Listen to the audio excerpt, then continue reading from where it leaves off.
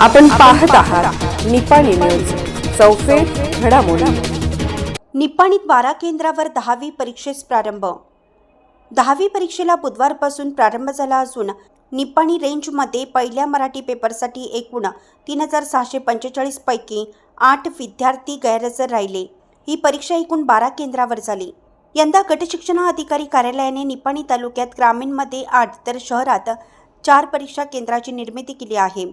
दरम्यान बुधवारी तहसीलदार सुरेश मुंजे, CPI BS तळवार, गटशिक्षणाधिकारी महादेवी नाईक, चिकोडी जिल्ह्याचे शिक्षणाधिकारी सीतारामू यांनी शहरासह तालुक्यातील विविध केंद्राला भेट देऊन पाहणी केली. बुधवारी सकाळी 10:30 वाजता परीक्षेला सुरुवात झाली.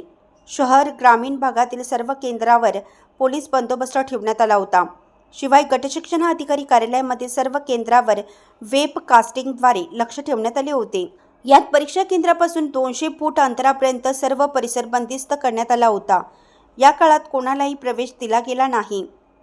शिवाय परीक्षा व इतर संस्था कर्मचाऱ्यांनाही मोबाईल वापरावर बंदी घालण्यात आली होती. तसेच सर्वच केंद्रावर CCTV कॅमेरे लावण्यात आले होते. त्यामुळे मराठी भाषेचा पेपर सुरळीत पार पडला. अशाच अपडेट्ससाठी निपाणी न्यूजला सबस्क्राईब करा आणि रहा अपडेट.